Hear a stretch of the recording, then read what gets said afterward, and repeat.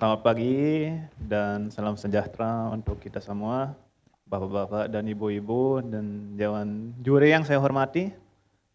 Perkenalkan, nama saya Freddy dan saya berasal dari Jerman, tapi mama saya orang Indonesia.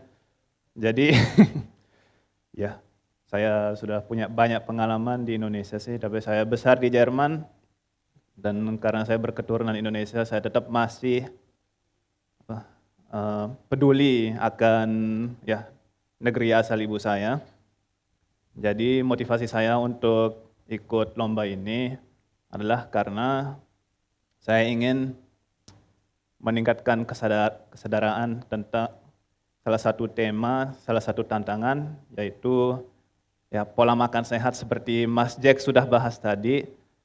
Dan jadi isi surat saya itu meliputi bagaimana masakan daerah dan tradisional yang menurut saya sudah hampir punah dan banyak sekali makanan yang telah terlupakan bisa menjadi salah satu kuncinya untuk mencapai pola makan sehat.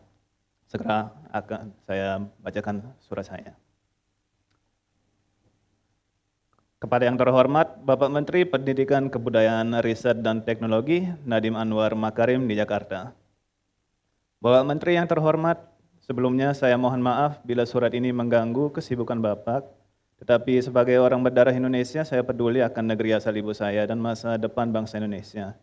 Indonesia dikenal sebagai negara yang kaya akan keanekaragaman budayanya dan tidak dapat dipisahkan dari itu adalah budaya makanannya termasuk masakan tradisional daerah.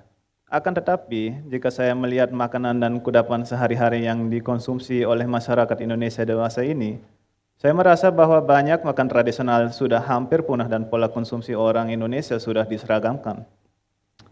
Pola makan masyarakat beralih pada makanan yang tidak sehat seperti produk instan, sehingga kebutuhan gizi sering tidak tercukupi dan bahkan sebagian besar penduduk Indonesia masih menderita gangguan pertumbuhan justru di zaman milenial dan modern ini.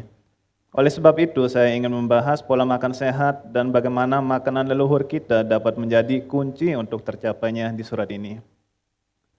Makanan adalah dasar semua masyarakat, dan guna mengembangkan dan membangun bangsa Indonesia, rakyat yang sehat jasmani dan rohani dibutuhkan. Karena itu, Presiden terpilih Prabowo Subianto mencanangkan program makan bergizi gratis di Indonesia, agar generasi muda kelak menjadi tokoh-tokoh bangsa Indonesia yang lebih siap untuk menggerakkan roda pembangunan Indonesia. Saya setuju dengan rencana beliau, tetapi saya berpikir tidak cukup hanya memberikan makanan gratis kepada rakyat. Selain pembagian makanan, rakyat juga harus dibekali dengan pengetahuan bagaimana caranya melanjutkan pola makan yang sehat secara keseluruhan dan berkesinambungan.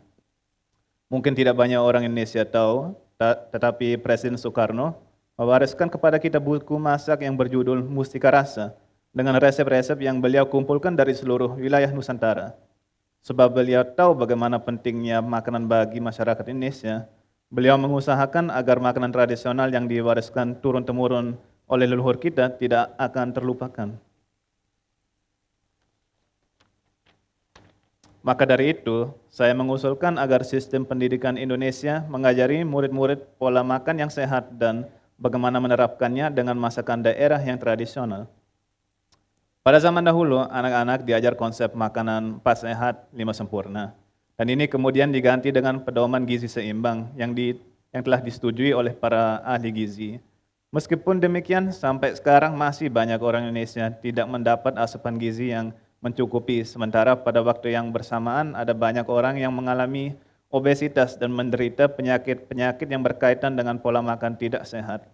Untuk mencegah memburuknya keadaan ini, saya berpendapat bahwa di samping pelaksanaan program Pak Prabowo, Kemdikbud juga sebaiknya memperbarui kurikulum sekolahnya dengan kurikulum yang meliputi pendidikan gizi yang lebih mendalam dan pengetahuan tentang bahan pangan tradisional. Satu contoh saja, kebanyakan anak zaman sekarang hanya mengenal nasi, padahal nenek moyang kita dahulu mengonsumsi banyak sumber karbohidrat yang lain, seperti sorghum dan sagu yang terbukti lebih sehat daripada nasi. Anak sekolah harus belajar kembali tentang bahan pangan yang sehat ini agar juga dapat melestarikan budaya makanan daerah. Secara keseluruhan, pendidikan gizi punya dampak yang besar bagi kesehatan masyarakat serta pelestarian budaya. Semoga usulan saya dapat menjadi bahan pertimbangan Bapak dalam upaya mempersiapkan generasi penerus sehingga dapat menjadi tokoh-tokoh yang cerdas, bijak, serta sehat. Saya berharap bahwa suatu hari saya akan diberikan kesempatan untuk berdiskusi dengan Bapak tentang permasalahan lain yang saya tidak dapat bahas pada kesempatan ini. Salam hangat, penuh hormat, Freddy Rubrik. Terima kasih. Baik, terima kasih banyak Mas Freddy atas paparan suratnya. Dan selanjutnya saya undang kesediaan Ibu Sri Jayantini untuk berkenan memberikan tanggapan. Iya, selamat siang Mas Freddy. Kalau boleh tahu ibunya asal mana? Dari Lombok. Dari Lombok ya? Iya. Oke, sudah pernah ke kampung halaman ibu? Sudah sering. Sudah ya? Lahir di sana sih. Lahir di sana Tapi besar ya? di Jerman. Baik. Nah, tadi dalam surat ya, Mas Freddy menyebutkan ada beberapa masakan tradisional yang hampir punah.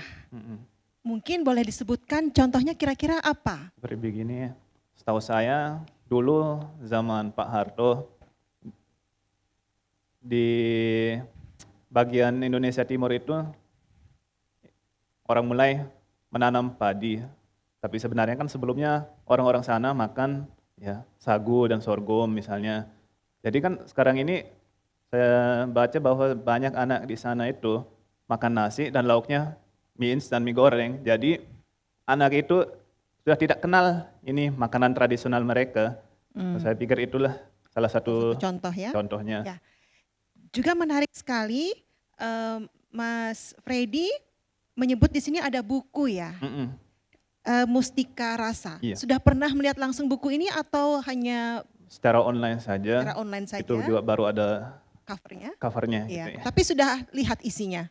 Sudah pernah sih. Sudah pernah. Dan itu di pendahuluannya juga tertulis tentang bahan pangan lain seperti sorghum tapi ditulis cantel atau juga umbi-umbian yang orang zaman dulu sering masih konsumsi gitu. Baik. Pertanyaan terakhir saya, ini kan ditujukan kepada Mas Menteri ya. Kira-kira konkretnya seperti apa usulannya agar pola hidup sehat itu mulai diterapkan dan juga mencegah punahnya makanan-makanan lokal yang sehat?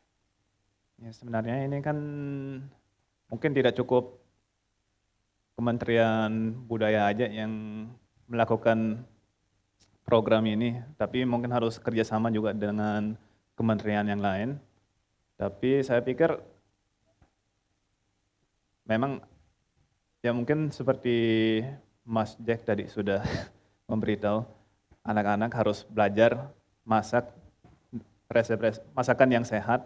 Tapi selain anak-anak itu juga mungkin orang tua anak itu harus mengajar di rumah tangga masing-masing bagaimana sih pola makan sehat itu. Jadi ya agak susah sih, tapi menurut saya terutama mulai dari keluarga ya. Mulai dari keluarga dan dilanjutkan di kelas dengan Di kelas sekolah. masak juga. Ya, baik. Terima kasih. Ya. Terima kasih. Ya, terima kasih.